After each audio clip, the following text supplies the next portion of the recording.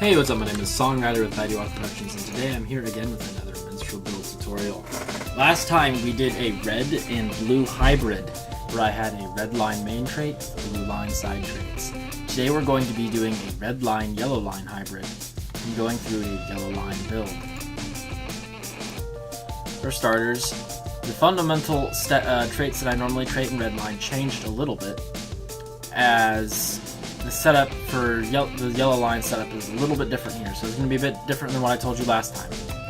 Again, you gotta have Concussive Shout and the critical strikes. Those are two very important ones. Call of a Roam and the extra damage on Call of a Roam. You're going to want the Discordant Cries, of course, Emboldened Finish, Anthem of War, Cry the Valor, and Cry the Wizards. These for those two AoE attacks. That for that Anthem of War damage, which is always nice. This to make sure you get a chance to get that damage bonus on using a DPS coda. This for just pure extra 25% damage on your main hits. And then improved Coda of Fury allows your coda, when used, to have a chance to reset all your cries and shouts cooldowns, which would be every one of these abilities, every one of these calls would come online again no matter what the cooldown is right away. Super helpful. Again, I am not trading Herald's Strength. I'm not trading the Timeless Echoes, nor am I trading the dot.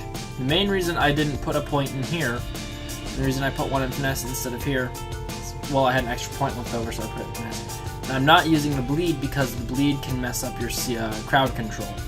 This Fear breaks on any damage, so if you use this dot, your Fear could get broken randomly by just having a... because if you hit anything, this dot could apply. Means you're not able to see crowd control an opponent using Piercing Cry and the Fear combined. You'd only be able to use Piercing Cry. Also, on boss mobs that have, or any mob really, that has the regeneration thing when getting healed, echoes can cause a big problem, as you can't stop echoes from going off. And there's literally nothing you can do to keep echoes from hitting your target, which is the main reason it's a problem. If there was a way to turn it off in the middle of combat, and to keep yourself from putting up those bleeds, it would be a lot more effective. I put one into Finesse as I had 1 point left over, and I really had nowhere else to put it. I completely maxed out the morale due to having extra points that I needed in here. I also completely maxed out the Piercing Ballads to get extra critical chance of ballads. Now, I said before not to do this on my other line. However, with this yellow-red hybrid we will be building, you're going to want to be doing as much damage as possible with ballads and getting as many critical hits with ballads as possible. I'll explain that in a few seconds here. I also have the ballad and coda damage going here. Then under yellow line, I of course have Anthem of Composure for the power restore, and then I went down the Anthem cooldown and duration line as well as the Tactical Mastery bonus. It's nice to have that little extra Tactical Mastery mitigation, mainly to get points. This skill is not useful in your DPS line. This skill is not going to be useful because your Echoes of Battle is going to be the double-bladed one. And I do not believe that Echoes of Battle normal things that boost that are going to also count for this. If they do, please let me know in the comments, because that can make an entirely different build that really utilizes Timeless Echoes, as you could be getting a 30% from here, and then an extra 60% from over here, which makes a good 90% damage bonus on Echoes if these stack, which would be very nasty actually, and actually worthwhile. I'm not using the Herald's Strike. Again, I don't use Herald's Strike very often, unless I have to, if something's next to me, or if I can somehow get it off without jeopardizing the rest of my rotation. Exposing Weakness, I don't use Echoes of Battle very often, so I'm not going to have that one.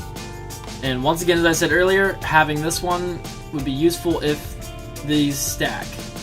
Again, if these stack, that'd be nasty. Bracing Finish, I don't have that because I'm not often in Melody stance.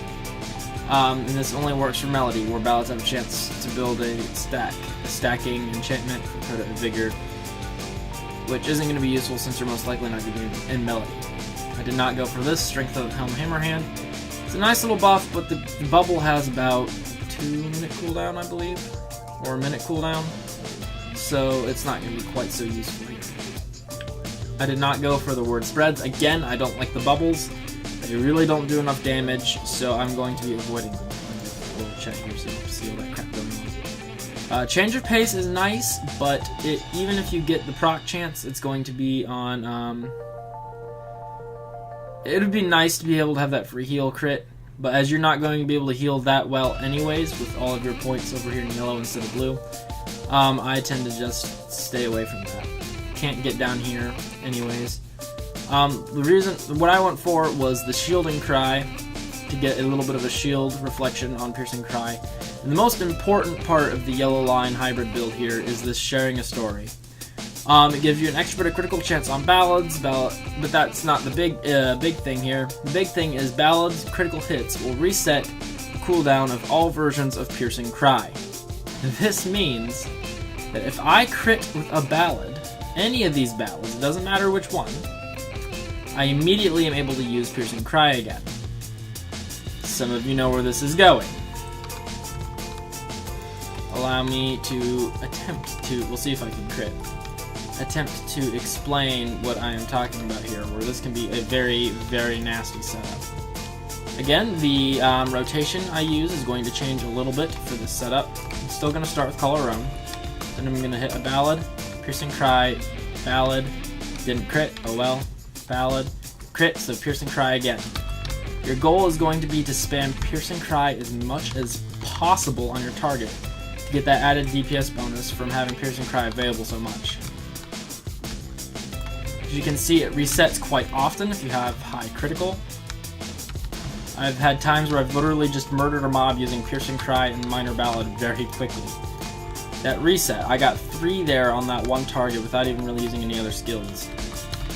So you're going to be having Piercing Cry up a lot if you're spamming a lot of ballads. Another bonus on this is that you can be very, very trolly with this, as I am showing here. There's none of these mobs can attack me because I get a crit ballad and stun them. I mean, eventually they'll be able to attack me. But... and then a crit that didn't stun, but usually does. Oh look, another Piercing Cry. Hit you with a Piercing Cry. Sometimes you don't get the crits, when you do, I can nearly kill all of my opponents just spamming Minor Ballad and Piercing Cry. It is a fantastic little build. Other than that, the strategy is not going to change very much. Again, you're going to want to try and keep Call of a Realm up as much as humanly possible. And you're going to also want to try and keep your Anthem of War up as much as possible.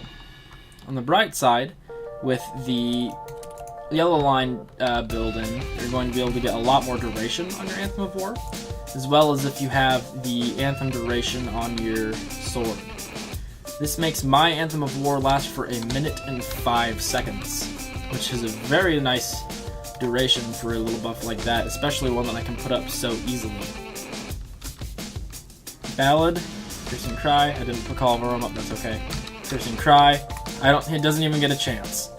The implications for this in a PvP setting with trolling the healers could be quite funny. You could probably go through the entire group of creeps and stun them in about a couple of seconds, depending on how many opponents there are. Stun, ballad, that didn't crit. I'm gonna go for a perfect ballad, try to get piercing back faster. Didn't crit, it's okay, I'll just get it off on him. Another piercing, he's gonna stun me. It's okay. Right now I'm just literally using Piercing Cry and the ballads. You can also use, if your Minor Ballad does not get a crit, you can try and use the Perfect Ballad to get that crit. Again, sometimes you're just not going to get the crit. The difference between Perfect Ballad and Minor Ballad is only that you get that 2%, you lose about 2% tactical damage on the buff. Instead you get a power buff, and it does slightly less damage. So if you're trying to get a coda up really fast, or if you're trying to get another Piercing Cry off really, really fast, I would go ahead and say it's okay to go back and forth between Minor and Perfect. However, Major Ballad does not do as much damage as Perfect, so since this one, the cooldown on the first Ballad will be off by the time you go to use the second one, I would suggest just sticking between these two unless you need some more healing, outgoing healing for some reason. Yellow, this guide's a bit different than the last one, as I believe if you do not know all the skills from before, you can go ahead and look at my Redline Minstrel DPS build, as I explain all the skills in a bit of detail on that. In making this video, I'm assuming you've already watched that one. So if you haven't, go ahead and go watch that and then come back and watch this one again. And all the abilities will make a lot more sense, and what I'm doing will make a lot more sense. Thank you for watching. This is SongRider out.